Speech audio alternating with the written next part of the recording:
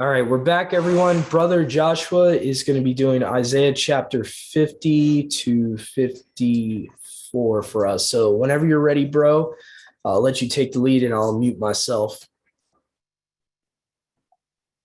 All right, so Isaiah chapter 50, coming out of the Complete Apostles Bible.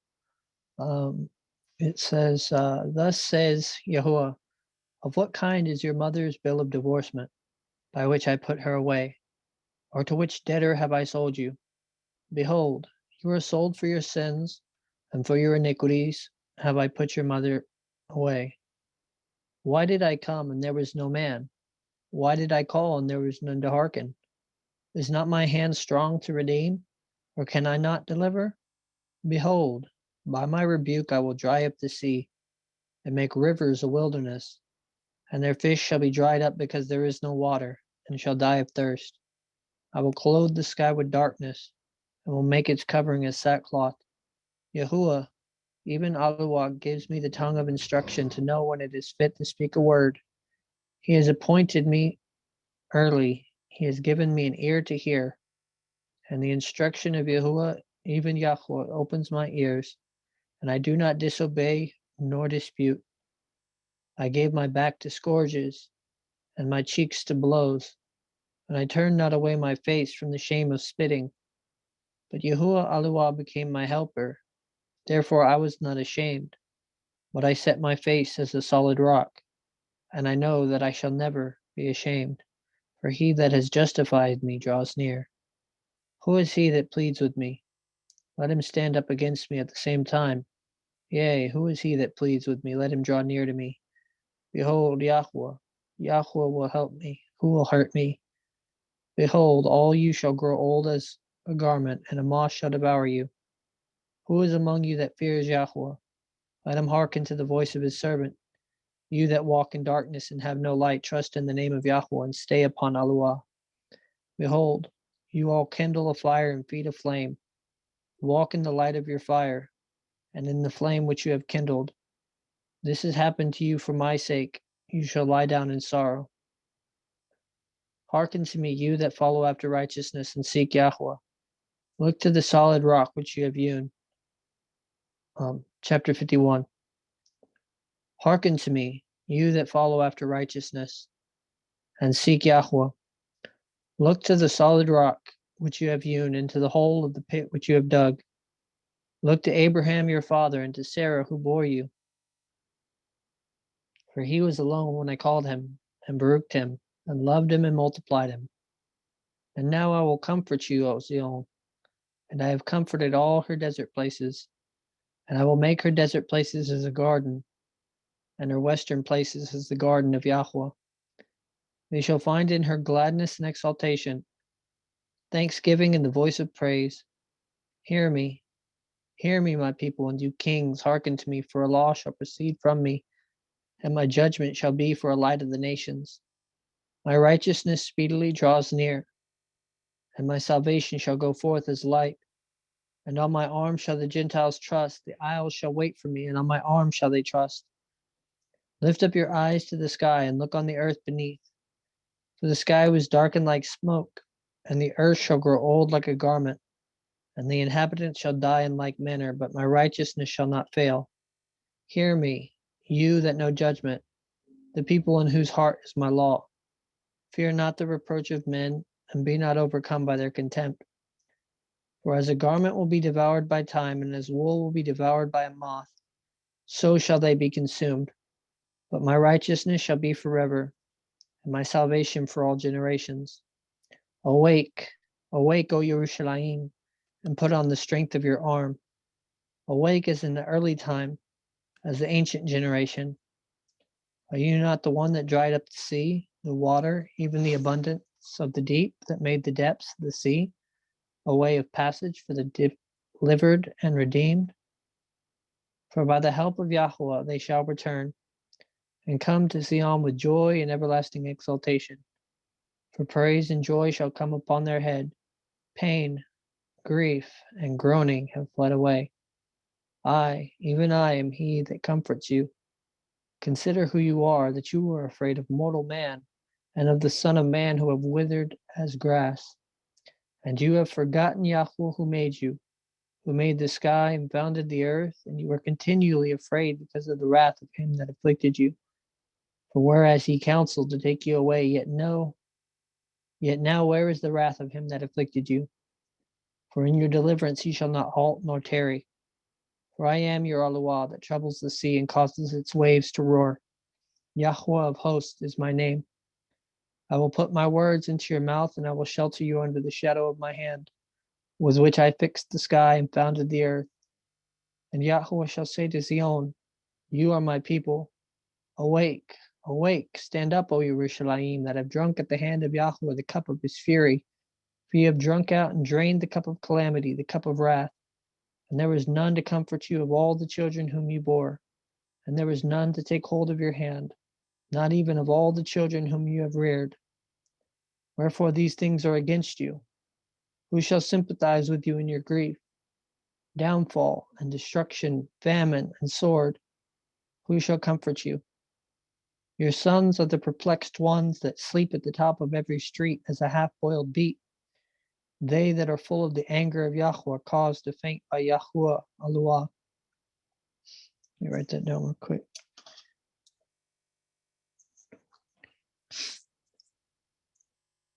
Therefore hear you afflicted ones and drunken, but not with wine.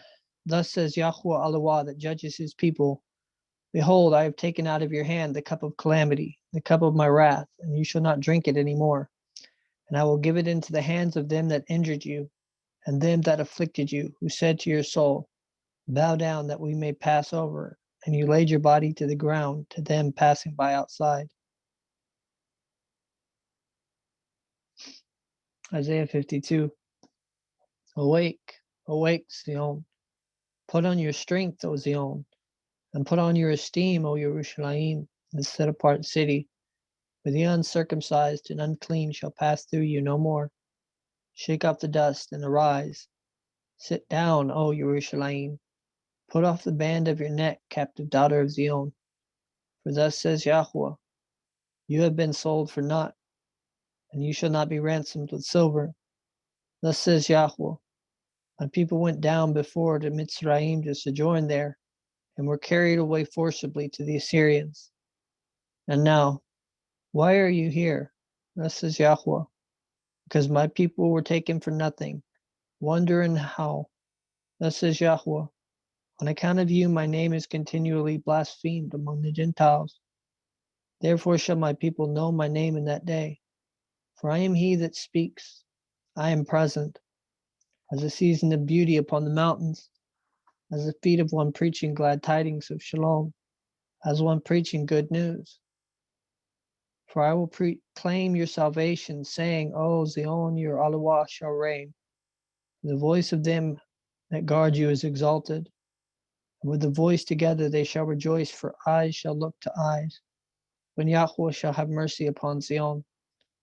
Let the waste places of Yerushalayim break forth in joy together, because Yahweh has had mercy upon her, and has delivered Yerushalayim. And Yahweh shall reveal his set-apart arm in the sight of all the nations, and all the ends of the earth shall see the salvation that comes from our Allah. Depart, depart, go out from there. Touch not the unclean thing. Go you out from the midst of her, separate yourselves, you that bear the vessels of Yahweh. But you should not go forth with haste, nor go by flight, for Yahweh shall go first in advance of you, and the Allah of Yasharal shall be the one that brings up your rear. Behold, my servant shall understand and be exalted and esteemed exceedingly. As many shall be amazed at you, so shall your face be without esteem for men, and your esteem shall not be honored by the sons of men. Thus shall many nations wonder at him, and kings shall keep their mouths shut. For they to whom no report was brought concerning him shall see, and they who have not heard shall consider. Chapter 53. O Yahweh, who has believed our report, and to whom has the arm of Yahweh been revealed? We brought a report as of a child before him. He is as a root in a thirsty land. He has no form, nor comeliness. And we saw him, but he had no form, nor beauty. His form was ignoble and inferior to that of the children of men. He was a man in suffering and acquainted with the bearing of sickness, for his face had turned away from us, or his face had turned from us. He was dishonored and not esteemed. He bears our sins and is pained for us. Yet we accounted him to be in trouble and in suffering and in affliction. But he was wounded on account of our sins and was bruised because of our iniquities. The chastisement of our shalom was upon him, and by his stripes we are healed. All we like sheep have gone astray. Everyone has gone astray. Everyone has gone astray in his way, and Yahweh gave him up for our sins. And he, because of his affliction, opened not his mouth. He was led as a sheep to the slaughter, and as a lamb before the shearer is silent, so he opened not his mouth. In his humiliation, his judgment was taken away. Who shall declare his generation? For his life is taken away from the earth. Because of the iniquities of my people, he was led to death. And I will give the wicked for his burial, and the rich for his death. For he practiced no iniquity, nor craft with his mouth. Yahuwah also is pleased to purge him from his stroke. If you give an offering for sin, your soul shall see a long-lived seed. Yahuwah also is pleased to take away from the travail of his soul, to show him light, and to form him with understanding, to justify the just one who serves many well, and he shall bear their sins. Therefore he shall inherit many, and he shall divide the spoils of the mighty, because his soul was delivered to death, and he was numbered among the transgressors, and he bore the sins of many, and was delivered up because of their transgressions. Chapter 54. Rejoice, you barren that bear not. Break forth and cry, you that do not travail, for more are the children of the desolate than of her that has a husband. For Yahweh has said, enlarge the place of your tent and of your curtains, fix the pens, spare not, lengthen your cords, and strengthen your pens. Spread forth your tent yet to the right and the left, for your seed shall inherit the Gentiles, and you shall make the desolate cities to be inhabited. Fear not because you have been put to shame, nor be confounded because you were reproached. For you shall forget your former shame, and shall no more at all remember the reproach of your widowhood. For it is Yahweh that made you. Yahweh of hosts is his name, and he that delivered you. He is the Aluah of Yashral, and shall be called so by the whole earth. Yahuwah has not called you as a deserted and faint-hearted woman, nor as a woman hated from her youth, says your Aluah. For a little while I left you, but with great mercy will I have compassion upon you. In a little wrath I turned away my face from you, but with everlasting mercy will I have compassion upon you, says Yahweh that delivers you. From the time of the water of Noah, this is my purpose. As I swore to him at that time, saying of the Eretz, I will no more be angry with you, nor when you are threatened shall the mountains depart, nor shall your hills be removed. So neither shall my mercy fail you, nor shall the covenant of your shalom be at all removed. For Yahweh, who is favorable to you, has spoken it. Afflicted and outcast, you have not been comforted. Behold, I will prepare carbuncle for your stones and sapphire for your foundations, and I will make your buttresses jasper, and your gates crystal, and your border precious stones. And I will cause all your sons to be taught of Yahweh, and your children to be in great shalom. And you shall be built in righteousness, abstain from injustice, and you shall not fear. And trembling shall not come near to you. Behold, strangers shall come to you by me, and shall sojourn with you, and shall run to you for refuge. Behold, I have created you not as the coppersmith blowing coals and bringing out a vessel fit for work, but I have created you not for ruin, that I should destroy. I will not allow any weapon formed against you to prosper, and every voice that shall rise up against you for judgment, you shall vanquish them all, and your adversaries shall be condemned thereby. There is an inheritance to them that serve Yahweh, and you shall be righteous before me, says Yahweh.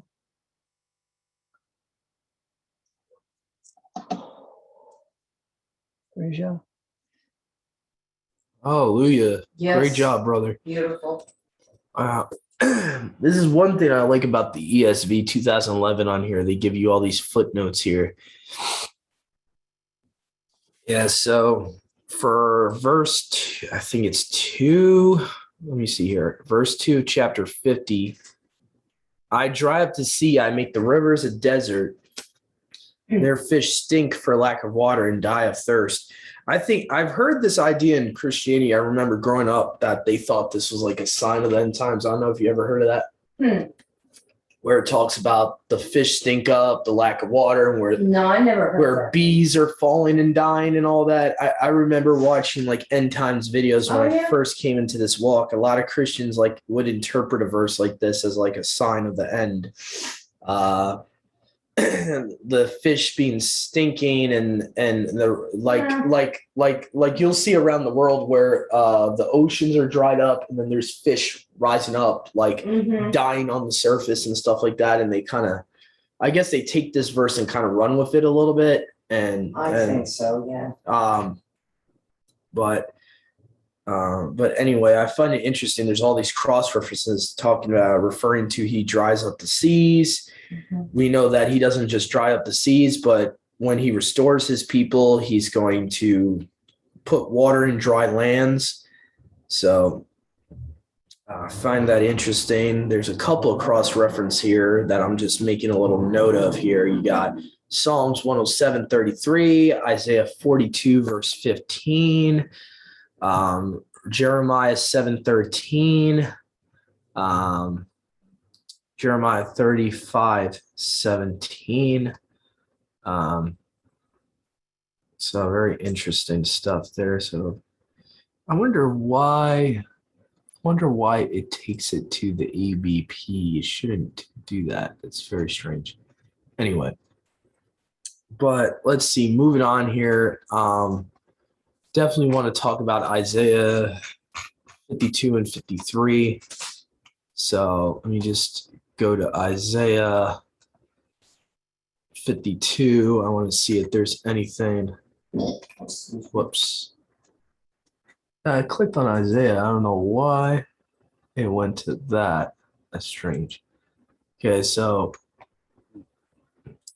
strength, O Zion, put on your beautiful garments. To me, this shows the resurrection. Just to comment on this, expound on this first verse of the chapter.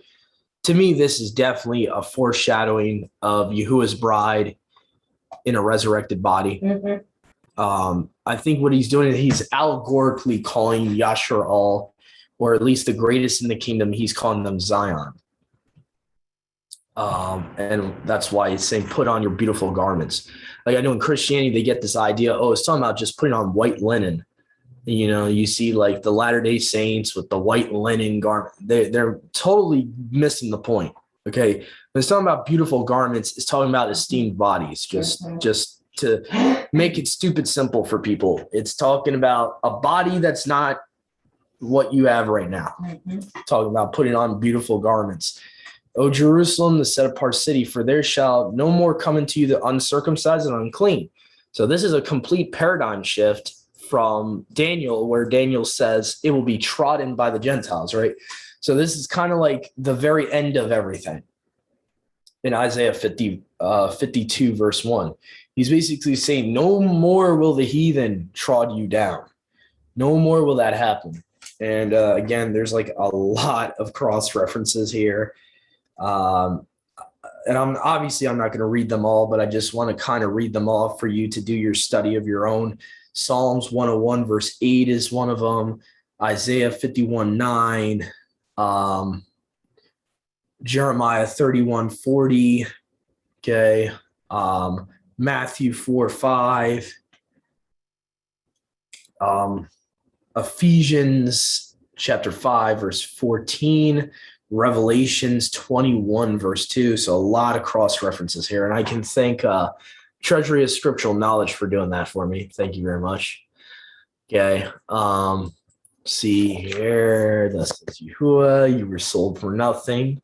What that's referring to, actually, they were sold for nothing, most likely is referring to one of the captivities, I would assume. They're probably referring to the Syrian captivity, possibly, or the Babylonian. depending on the time period that this is referring to. You were sold for nothing, you shall be redeemed without money. Now, to me, this screams Yahusha here. Absolutely. You shall be redeemed without money. Absolutely. Paul says that we were redeemed. We were bought with a cost, so we can't, treat our bodies like a garbage heap. That's the allegory Paul's using, is your body is a dwelling place for the Spirit to dwell in you. And he's basically saying you're not your own, you were bought with a price, but the price wasn't money. Yes, right. So the price was the blood of Yahusha. Okay, so that's how you correlate Isaiah 52 verse 3 there to the New Testament. And they even give you the cross reference here, Romans 7:14. And Peter also says you were not bought with imperishable things such as silver or gold, but with the precious blood. Yeah. And that's where I got to stop. Psalms 44:11 is a cross reference for this. Isaiah 43:3. And lastly, of course, where Paul is mentioned, it is Romans chapter 7, verse 14. So I'm just writing all these down for a further study off the record. Definitely want to talk about verse 4 of this chapter. Very controversial topic. What time period is this? Is this talking about the original Exodus and all that? Or is it talking about, the Assyrian captivity, which most people assume it's talking about that? I beg to differ. I'll tell you why, because most translations, even very modern translations, will even paraphrase the part that's talking about they went down to Egypt, and they'll say long ago. Yeah, that's how. Okay, so what's long ago? That means way back in Exodus. Okay, that means way before the Assyrian captivity. So Assyria. Yeah, see that I would disagree with that. I think Assyria it's talking about one event that happened long ago where Assyria oppressed them in Egypt. And I'll tell you why, because you got certain translations that actually word it that way. The Net Bible says here in verse 4, for this is what the sovereign Yahuwah says, in the beginning, my people went to live temporarily in Egypt. When was that? Genesis, Exodus, okay? Assyria oppressed them for no good reason. So the Assyria part has nothing to do with their sojourning. The Assyria part is talking about either the Assyrian, a person who's called the Assyrian, or Assyrians, it's plural in the Septuagint, oppressing them in Egypt. So it's not talking about Assyrian captivity regardless. It's talking about Assyrians oppressing them when they went into Egypt. That's the context. So that's why I don't believe it to be, in my opinion, I could be wrong. In my opinion, and others' opinions that I've really studied thoroughly into this, like the late Chuck Missler, to name one person, they would actually agree with me and say, there seems to be possibly that the Pharaoh of the Exodus is not a Egyptian Pharaoh, that he might have been of Assyrian descent. And that the Pharaoh of the Exodus, the new Pharaoh, was not an Egyptian, that he could have been an Assyrian. And so if that's something new to you and it piques your interest, I would encourage you to watch the study we did a year or so ago called a non-Egyptian Pharaoh, ? Who is the Assyrian? To get more understanding on my point of view of verse 4 there in chapter 52. And let's see here. I'll just give you a little taste of what I'm talking about here. So if we go to Genesis 11, right? We'll just go to this real quick. I'm just going to do this cross-reference very quick and we'll move on. So let me see here. Actually, I think it might be Genesis 10, verse 8. Yeah. So who actually found Assyria? Okay. It says, and Cush begot Nimrod, and he began to be a giant upon the earth. He was a giant hunter before, and actually the word before should be against. in the Hebrew and the Greek. It shows that it should be against. He was a giant hunter against Yahuwah Elohim. Therefore, they say, as Nimrod, the giant hunter before Yahuwah. At the beginning of his kingdom was Babylon, Iraq, Akkad, Calneh, in the land of Shinar. Verse 11, very important in my opinion. Out of that land, which land? Shinar, came Assyria, and he built Nineveh and the city of Rehoboth and Calah. So Nimrod actually built Assyria. So I believe the Assyrian is a prophetic title for him. I believe he is the beast. And if you look at how many times the prophets mention this character called the Assyrian, it's always in like a tyrannical end times context. And even if you look at the book of Ezekiel, where it says the Assyrian was a cedar in Lebanon, which I believe to be referring to Nimrod being a giant, in my opinion. That we just read about there. The Assyrian was a cedar in Lebanon. And the reason I believe that is because you see the cedars being referred to, the Amorites are referred to as tall as cedars in Amos 2:9. So that's where I'm getting that concept of a physical description being referred to, that it's not talking about a tree. Obviously, the Assyrian is not a tree. Okay. People are sometimes likened to trees, as we talked about earlier in today's in Haftarah Reading. So let me see if I can get a decent translation here. It says, King James, behold, the Assyrian was a cedar in Lebanon with fair branches and with a shadowing shroud and a high stature. His top was among the thick boughs. So obviously this is referring to a person being like a cedar of Lebanon, which makes sense. I mean, Nimrod began to be a giant, as we just read. So to me, that fits the bill of Nimrod right there. And the scripture's kind of telling us that he is the Assyrian, this person called the Assyrian. Also, just one more cross-reference and we'll move on. There's also another that says, Chaldea was not, meaning Chaldea did not exist until the Assyrian found it. I'm just paraphrasing right now, but Isaiah 23:13. So, and I'll just read from Bible Hub right here, Isaiah chapter 23:13. Look at the land of Babylonia. This is the NLT here. The people of that land are gone. I don't like how it's worded like that. It's way too paraphrased. ESV, okay. Behold the land of the Chaldeans. This is the people that were not, past tense. They were not. They didn't exist. Assyria destined it for the wild beasts. They erected their siege towers. They stripped her palaces bare. And I actually like the King James. The King James is probably the most accurate of these versions. It says, the Assyrian founded it. He founded Chaldea. Who founded Chaldea that we just read about? Nimrod. And it says, he founded it for them that dwell in the wilderness. They set up the towers thereof. To me, that's referring to the Tower of Babel event, in my opinion. They raised up the palaces thereof, and he brought it to ruin. So these are some of the reasons why I believe that Isaiah 52:4 is referring to the original Exodus, because the Assyrian or Ashur in Hebrew is usually referring to this tyrannical end times beast person, I believe to be Nimrod. And if you look into the Greek of Exodus chapter 1 verse 8, it says that the Pharaoh, this new Pharaoh, was of another kind, heteros. He was of another kind, altered.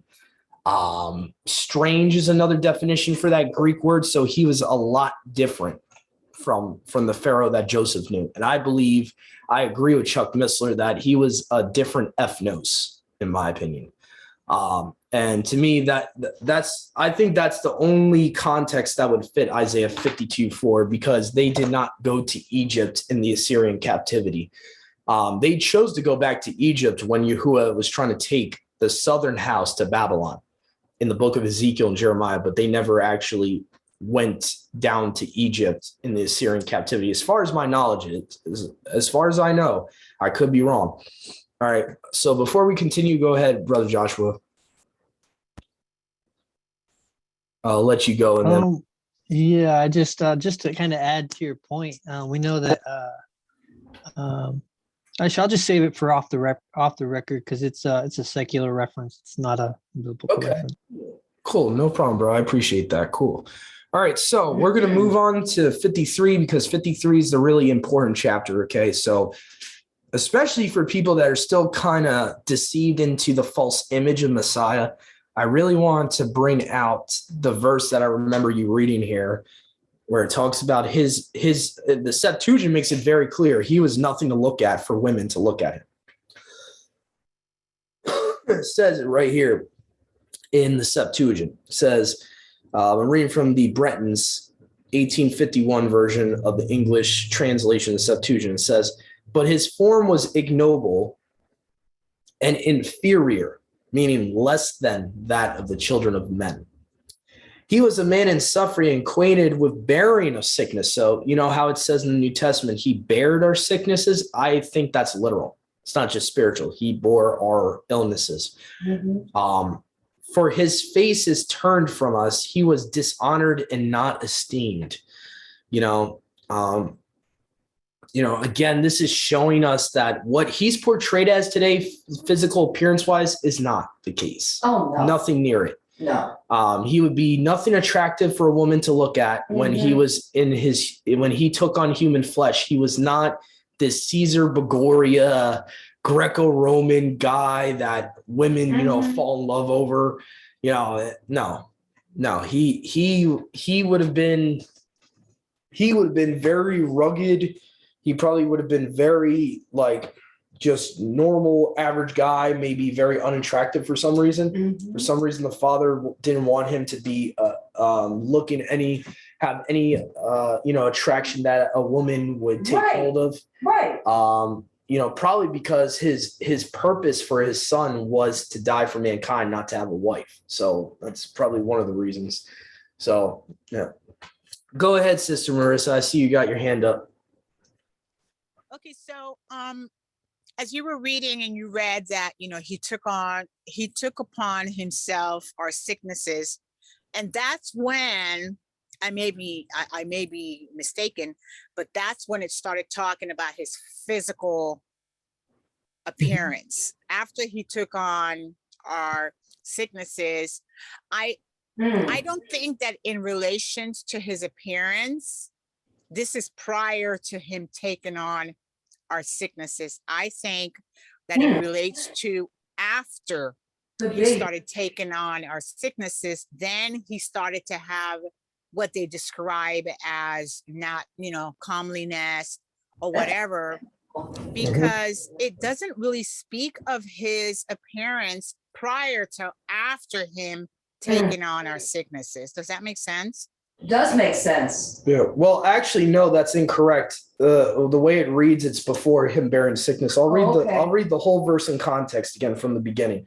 But his form was ignoble. Starts off already ignoble, and inferior to that the children of men. It doesn't talk about the sickness yet. Right. Okay. Meaning he's less than a normal man. His appearance, already, he's not even what you would call a normal looking guy. Average looking guy.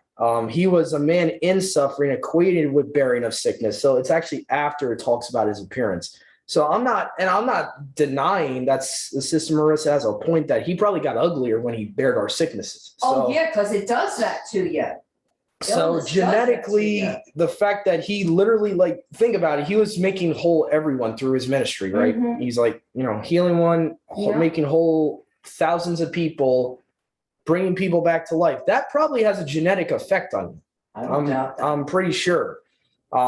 You're aging probably quicker, vice versa. But it seems like from verse 3, though, he starts off not even really that attractive. He's kind of, Right. it seems like it was the father's purpose for him not to have Yeah, I believe that's true. any type of appearance that a woman would find enticing.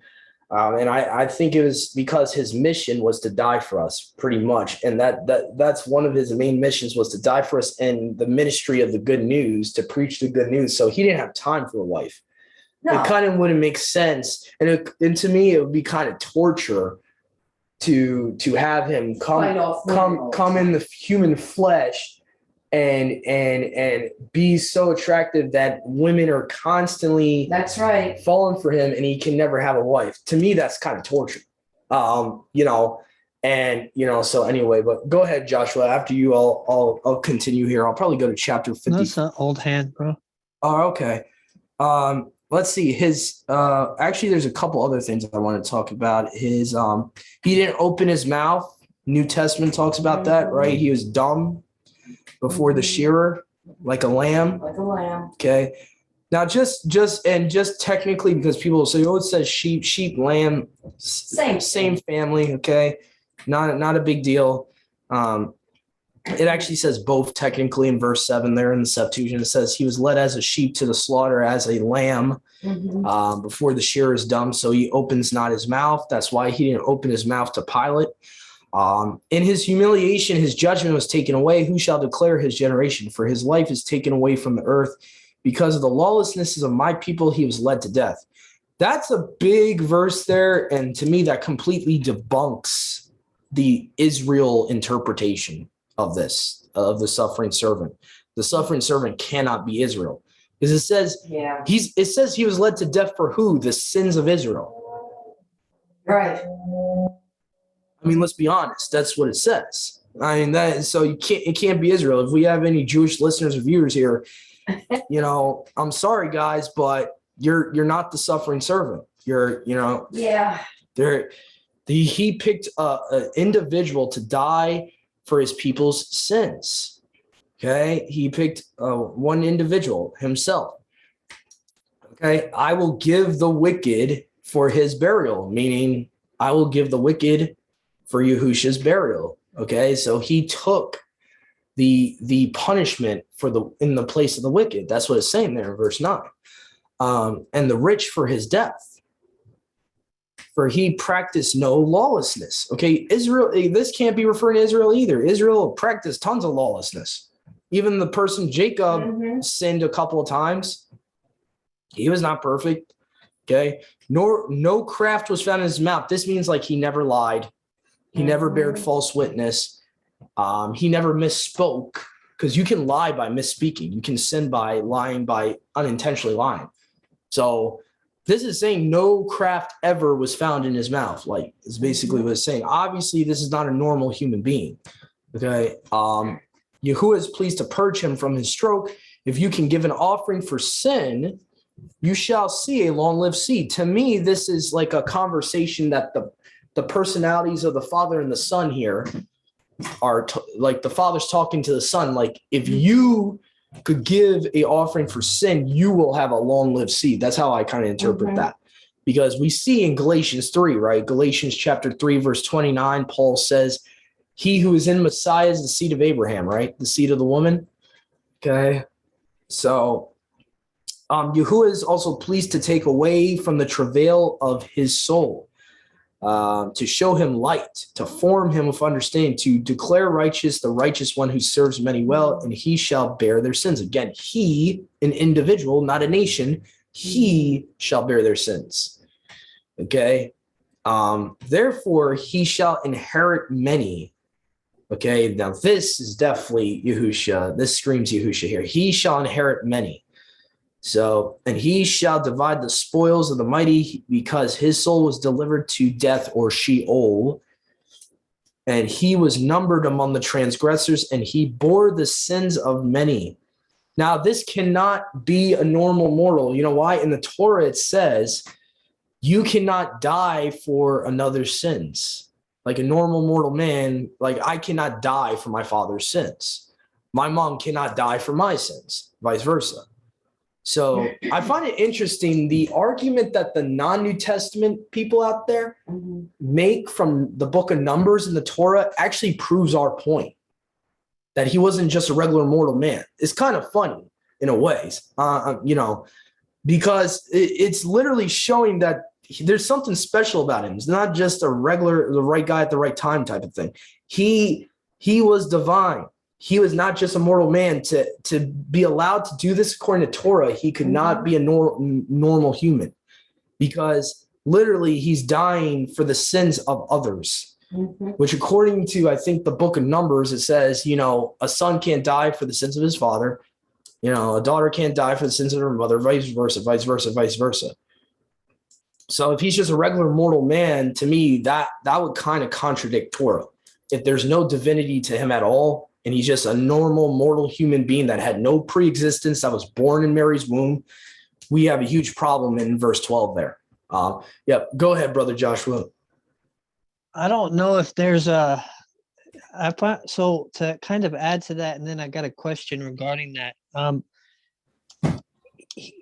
We deserve death for breaking Yahuwah's Torah. He's the living Torah. Now, is there any, like, for instance, if I sin against you, right? If you're the one that has received the received that injury for my sin, is there Torah that says that you don't have to hold it against me? Well, I would say there's not stuff mentioned in Tanakh, but there is in the Brit Hadashah many times that says we're supposed to forgive others. We're supposed to forgive our brothers, not hold it against them. The Kapha even asked Yehusha, if a brother of mine sins against me, a certain amount of times, and Yehusha even said, 7 times 7 or whatever the exact number was, you forgive them. And, the only time I see where you can not forgive them is if there's no repentance involved. That's the only time I see like it different, is where Yehusha talks about if they repent, forgive them and all that. So it seems like repentance has a lot to do with it too. But I find it interesting that it's the Torah that we rebelled against that died for us. Basically, the Torah we rebelled against took on flesh and died for us and took away the curses that it had. So that's kind of interesting too. So the curses that were part of the Torah seem to be the only thing that was taken away, is the curses, as far as like the curse of death. Like, you die for breaking the Torah, you get killed for breaking one of the commands. Those curses seem to have been lifted. Some of those curses from Deuteronomy 28, where it talks about, you break this command, they're to do this, you break this command, for the most part, he actually took our punishment. That's what he nailed to the stake. For those that don't know, that's Colossians 2:14. He took our punishment. He took the ordinances that were against us. It's not referring to the Torah. It's referring to the curses, the sins, our debt to the law, because we're actually in debt to him when we transgress against him. It's kind of like a credit card. Christianity has this idea of like, when you sin, it's like a credit card. It's like, eventually you got to pay later. And, if you don't have Messiah's blood on you, you're paying with your salvation. You will have no salvation. You will go to the lake of fire. That's how you pay. And so this idea that, so the idea is that he took our punishment and those certain curses away that are, basically punishment by death and all that. So, that's what I believe the actual ordinances against us were. I believe it's the curses that are stated in the Torah. He took away from us. and nailed them to the stake. And you could make the argument, yeah, they're not fully done away with because you're going to have stoning in the millennial. I get all that, but they're at the minimum, he took away the curses that would have been on us for breaking the Torah at our past sins. The curses that would have been on our past sins would not allow us to have mercy to receive his blood. He took those curses of us breaking the Torah and nailed them to the stake. So that's what I'm trying to say. Go ahead, Joshua. We'll go to we'll continue after you comment. I see you got a hand up. You just said you likened it to credit. That's pretty cool because there's the term in credit called dispensing credit, and you find the dispensation of favor in the Brit Hadashah. Oh, interesting. Yep. I also like Isaiah 54. Verse 17, how the Septuagint renders it. It's not just belief. It's not just that it's not just righteousness comes from Yahuwah, which is true. Any righteousness we have comes from Yahuwah, like the Masoretic text says. But I like how it says, "You shall be righteous before me," says Yahuwah. So there's a fruit being instanced here that we are responsible to live righteously before him. So I kind of like how the Septuagint renders Isaiah 54:17 a little bit better. And he made it possible for the northern house to come back. Yeah. Well, yeah, that's Divorce was that was the canceled. yeah, I would say he partially fulfilled Ezekiel 37, where it talks about the two sticks. In my opinion, he made them one. He took away the wall perdition or partition, which basically was the doctrines of men. He got rid of the doctrines of men. He got rid of this stupid Talmudic rule that the Samaritans can't talk to the Judeans and all that. And it doesn't make sense until you realize that that's the wall partition and who the Samaritans were.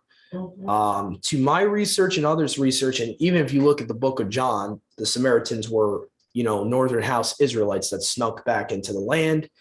And they were known as the Samaritans because Samaria was like the capital of the Northern House back in the Tanakh times. So that's probably why they were called the Samaritans. And you see Yahusha, talking to the Samaritan woman. She says, "Oh, Judean can't talk to us. Why are you asking me for water?" She's making fun of like this Talmudic tradition of men and that they couldn't talk to Samaritans according to their own law, according to the Judeans' law. You see that with Akafa, with Peter too. According to the Talmud, they couldn't talk or eat with a Gentile. It's the same thing. So it was a man-made law. Let me see here. Oh, Isaiah 55, I find interesting. Oh no, my bad. We didn't get to that yet. My bad. Let me backtrack here. So Sister Marissa is actually going to take over for us. So is that an old hand, Joshua? I just want to make sure before I give it to Sister Marissa to read. Old hand. Okay. Just wanted to make sure. Okay. All right. Let's see here.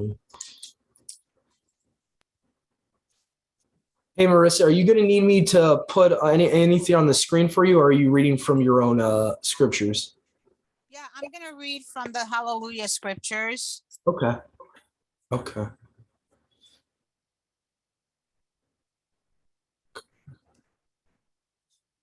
So let me know when you're ready. Yep, I'm ready. Okay. So Isaiah 55. Oh, everyone who thirsts, come to the waters, and you who have no silver, come, buy and eat.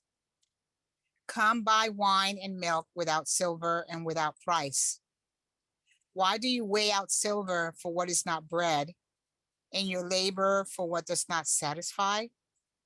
Listen to me, and eat what is good, and let your being delight itself in fatness. Incline your ear and come to me. Hear, so that your being lives, and let me make an everlasting covenant with you, the trustworthy kindness of David. See, I have given him as a witness to the people. a leader, and a commander for the people. See, a nation you do not know, you shall call, and a nation who does not know you runs to you because of Yahuwah your Elohim and the Kadosh one of Israel, for he has adorned you. Seek Yahuwah while he is to be found. Call on him while he is near. Let the wicked forsake his way, and the unrighteous man his thoughts. Let him return to Yahuwah, who has compassion on him, and to our Elohim, for he pardons much. For my thoughts are not your thoughts, neither are your ways my ways, declares Yahuwah. For as the Shamayim are higher than the earth, so are my ways higher than your ways, and my thoughts than your thoughts. For as the rain comes down and the snow from the Shamayim, and do not return there, but water the earth, and make it bring forth and bud, and give seed to the sower and bread to the eater, so is my word that goes forth from my mouth. It does not return to me empty, but shall do what I please, and shall certainly accomplish what I sent it for. For with joy you go out, and with peace you are brought in. The mountains and the hills break forth into singing before you, and all the trees of the field shall clap the hands. Instead of the thorn, the cypress comes up, and instead of the needle, the myrtle comes up. And it shall be to Yahuwah for a name, for an everlasting sign which is not cut off. Chapter 56. Thus says Yahuwah, God right ruling and do righteousness. For near is my deliverance to come, and my righteousness to be revealed. Baruch is the man who does this, and the Son of Man who lays hold on it, guarding the Shabbat, lest he profane it, and guarding his hand from doing any evil. And let not the son of the foreigner who has joined himself to Yahuwah speak, saying, Yahuwah has certainly separated me from his people. Nor let the Enoch say, look, I am a dry tree. For thus says Yahuwah to the Enochs who guard my Shabbaton, and have chosen what pleases me, and hold fast to my covenant. To them I shall give in my house and within my walls a place and a name better than that of sons and daughters. I give them an everlasting name that is not cut off.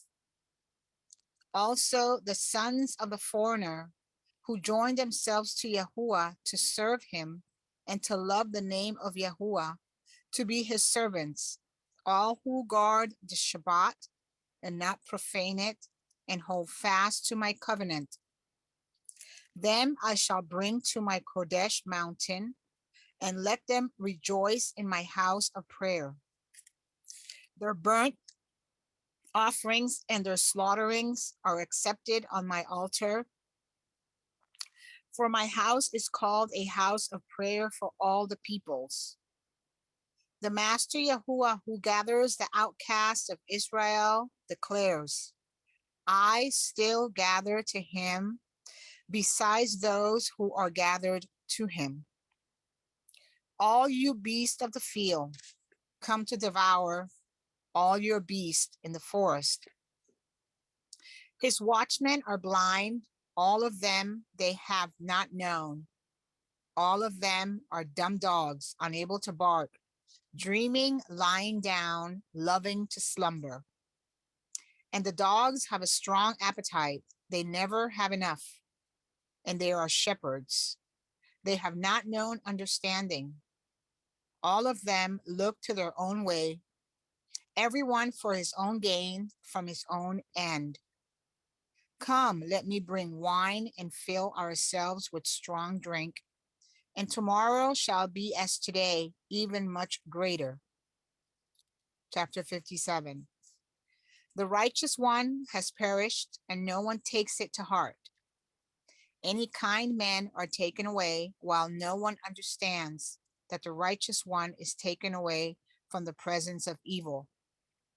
He enters into peace. They who walk in integrity rest on their beds. But come here, you sons of the sorcerers, you offspring of the adulterer and the whore. Against whom are you sporting? Against whom do you make a wide mouth and stick out the tongue? Are you not children of transgression, offspring of falsehood, being inflamed with mighty ones under every green tree, slaying the children in the valleys, under the clefts of the rocks? Among the smooth stones of the stream is your portion. They are your lot. Also to them you have poured a drink offering. You have offered a grain offering. Am I comforted in these? On a high and lofty mountain you have made your bed. There too you went up to make an offering. Also behind the doors and their posts you have made your remembrance. For you have departed from me and have gone up to them. You have made your bed wide and made a covenant with them. You have loved their bed where you saw their hand. And you went to the sovereign with ointment and increased your perfumes. And you sent your messengers far off and lowered yourselves even to the grave. You have worried yourselves with your many wanderings, yet you did not say, I give up. You have found the life of your hand, therefore you were not grieved. And of whom have you been afraid or feared, that you have lied and not remembered me, nor taken it to your heart? Have I not been silent even from old, and you have not revered me? Let me declare your righteousness and your works, for they do not profit you. When you cry out, let your collection of idols deliver you. But the wind shall bear them all away, a breath take them. But he who takes refuge in me shall inherit the land and possess my Kadesh mountain. And one shall say, heap it up, prepare the way, take the stumbling block out of the way of my people. For thus declares the high and exalted one who dwells forever, whose name is Kodesh. I dwell in the high and Kodesh place with him who has a bruised and humble spirit, to revive the spirit of the humble and to revive the heart of bruised ones. For I would not strive forever, nor am I wroth forever. For the spirit will grow faint before me, even the beings I have made. For the wickedness of his unfair gain, I was wroth and I smote them. I hid myself and was wroth, and he went on backsliding in the way of his heart. I have seen his ways, but I heal him, and I led him, and restore comforts to him and to his mourners. Creating the fruit of the lips, peace, peace to him who is far off, and to him who is near, said Yahuwah, and I shall heal him. But the wicked are like the troubled sea, for it is unable to rest, and its waters cast up mud and dirt. There is no peace, said my Elohim, for the wicked. Chapter 58. Cry out loud, do not spare, lift up your voice like a ram's horn.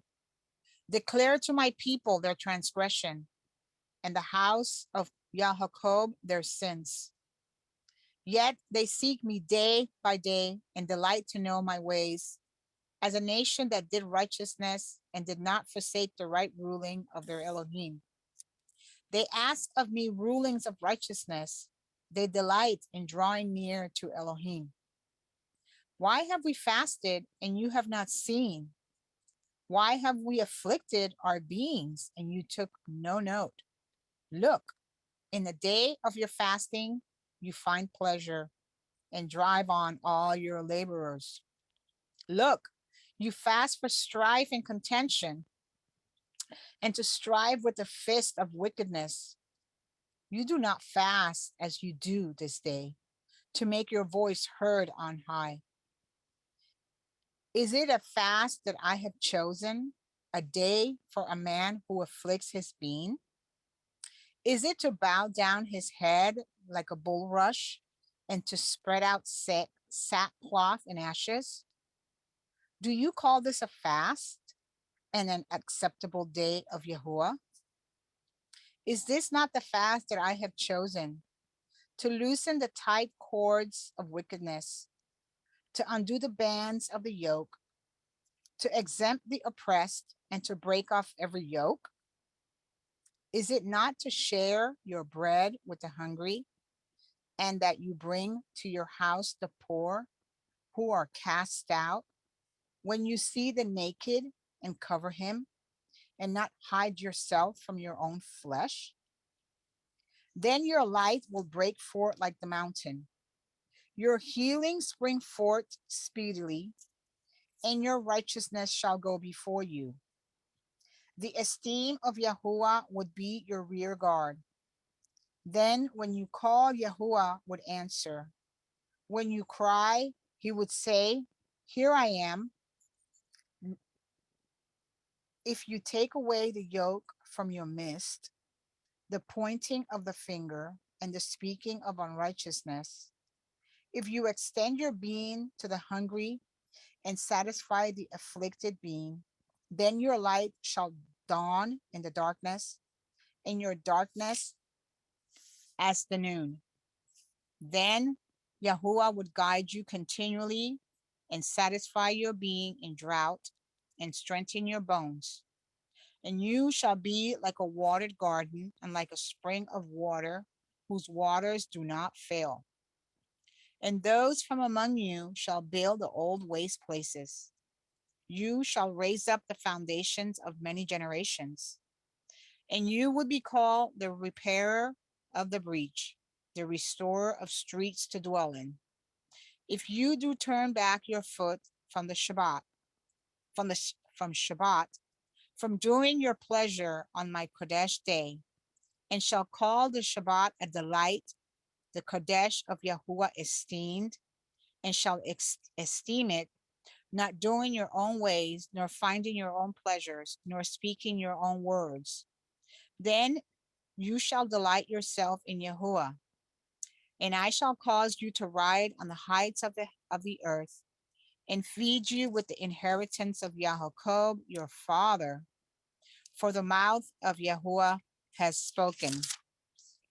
Now, Doug, who is he talking about in chapter 57, where he's talking about him, not, you know, how Israel is considered the bride.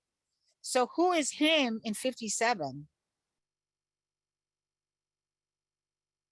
Which verse is it?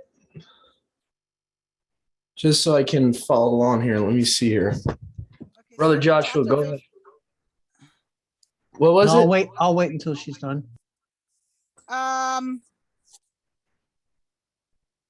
So See. it says, okay, so let's look at 56 verse 8. It says, the master Yahuwah who gathers the outcasts of Israel declares, I still gather to him besides those who are gathered to him. Who is he talking about in this? I mean, he continually talks about him in That chapter gathers. 50. Yeah, I believe this is showing the oneness here. This is You got showing. an echo, Doug. Why is there an echo? There's no echo. Yeah, there is. Hold on.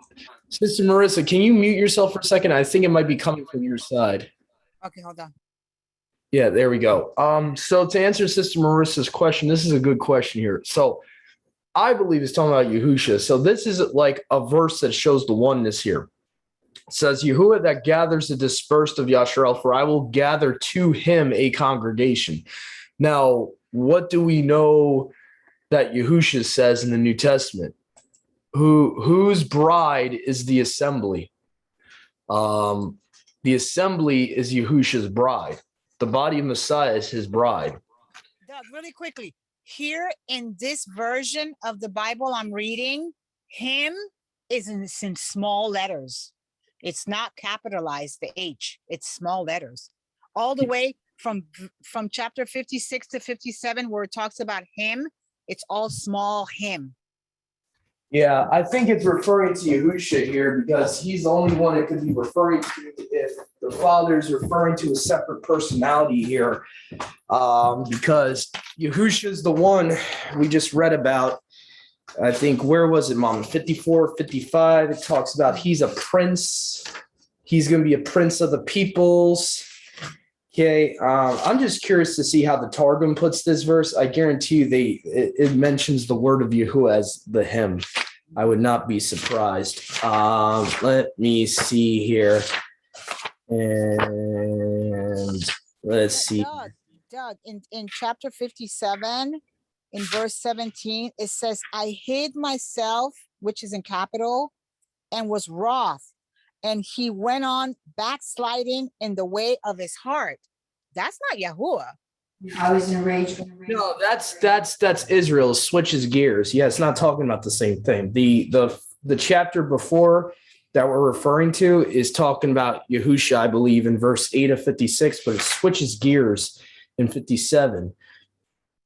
And it talks about his people as the him. And I'll just show you real quick how it's worded in verse 8 here. Now, what's interesting here, instead of separating Yahuwah and Yahusha in verse 8, which I think is what the Masoretic and Septuagint is doing, is showing he's gathering his people to someone else. The Targum actually has it completely singular. It says here, Yahuwah Elohim, who will gather together the scattered ones of Yashrael, saith, I will again gather their captivity by collecting them together. And so it's kind of interesting. Instead of the him, it's saying he's gathering them to himself, which I think both are correct. I believe Yahusha is Yahuwah, so I don't think one's wrong and the other's right. I think both of them are saying the same thing in a certain point of view. Now, when you go to 57, it switches gears. It goes back to his people. It talks about the righteous die. No man lays my fear to heart. The men who shown mercy are taken away. So it's talking about the death of the righteous.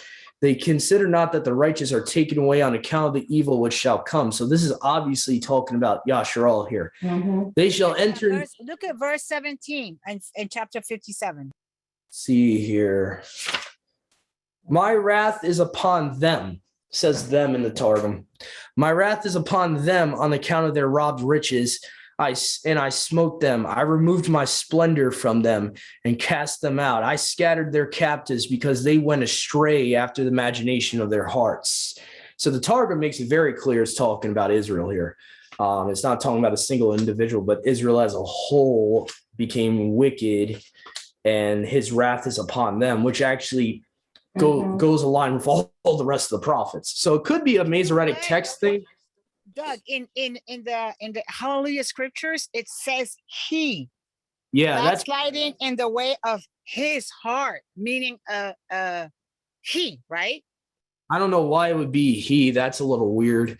Unless Yahuwah is referring to his nation as in a singular form, that would be kind of weird. We see that a lot, though. We see him referring to his nation as Israel or as Yaakov. So it's not too weird.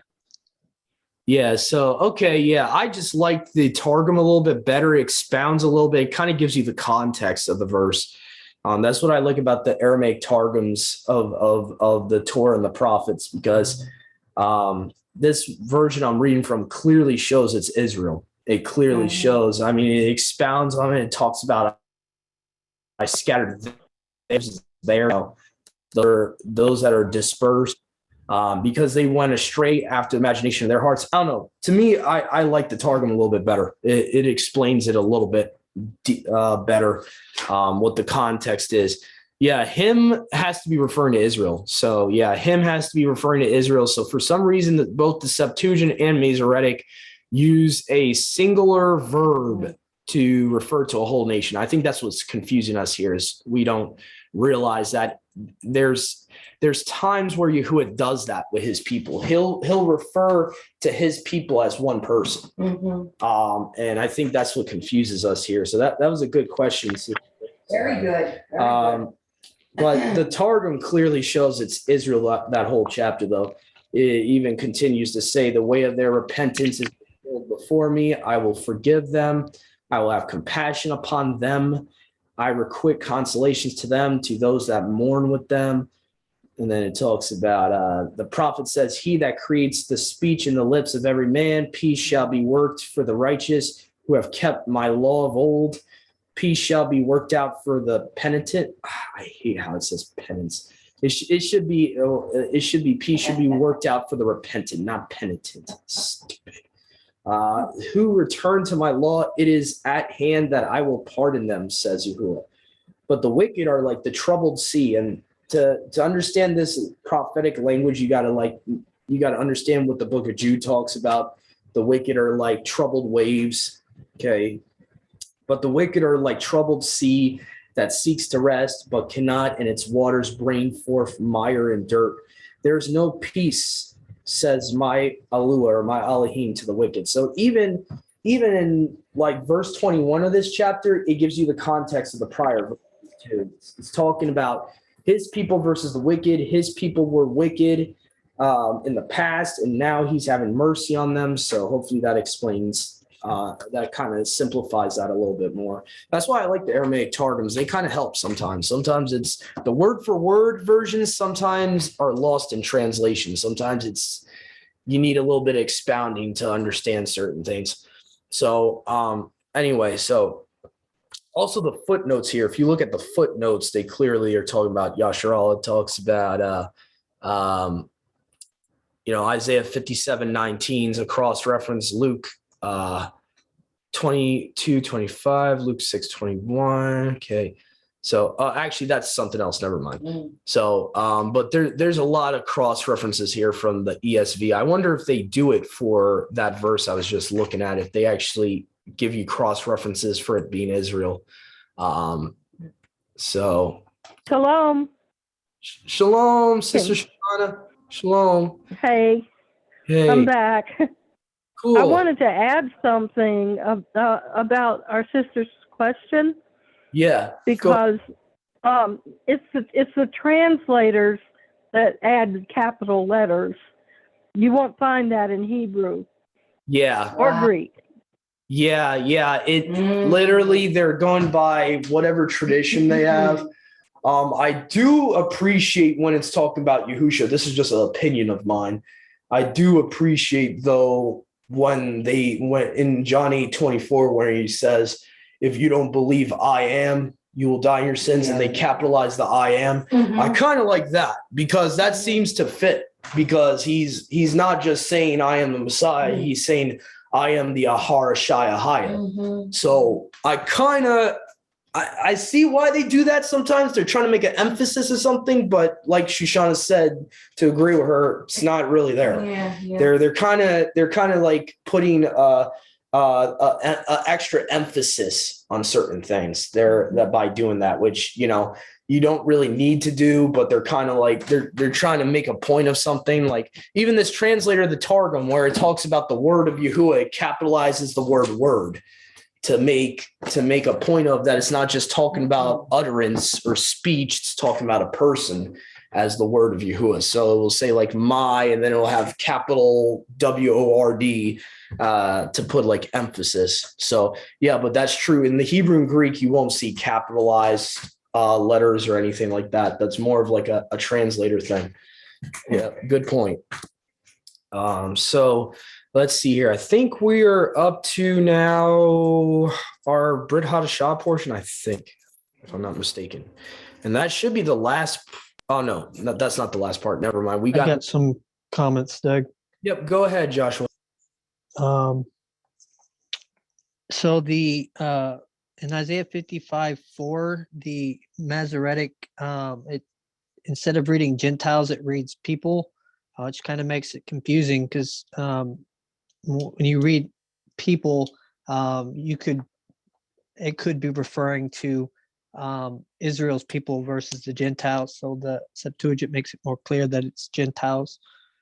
In 55:6, the Septuagint reads, when you find him versus while he may be found, which completely changes the context of 55:6. And then in 57:19, the Masoretic, it seems to add the part creating the fruit of the lips. It's not found in the Septuagint. And then 58:1, 7 through 10,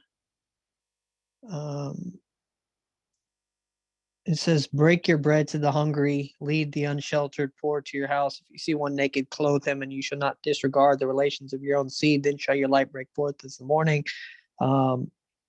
Just skip down to 10. And if you give bread to the hungry from your heart and satisfy the afflicted soul, then shall your light spring up in darkness, and your darkness shall be as noonday. While I definitely believe that there's a physical aspect to that, because we see in the Brit Hadashah, he says if you say Baruch you to someone, but you don't give them the necessities that their physical body needs, then what good does it do them? But I also think that this has a very spiritual aspect to it, because you can give somebody a piece of bread and it's not going to satisfy their afflicted soul. So I definitely think this is, and I could be wrong, it's just my opinion, but I definitely think it's talking about, giving them of that, of the bread of life, giving them what's been given to you, clothing them, clothing them with the word, feeding them with the word. It's just what I see when I read that, compared to some other scriptures I see in the New Testament.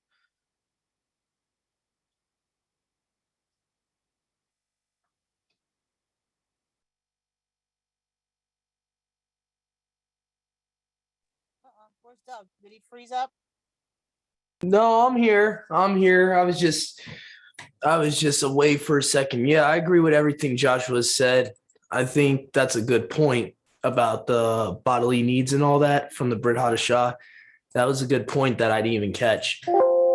So if we don't have anything else, I want to go to the Lamentations portion now. We're going to start a new recording, and we're going to have a new reader do, or maybe a new set of readers split up our Lamentations portion, which is 1 to 5.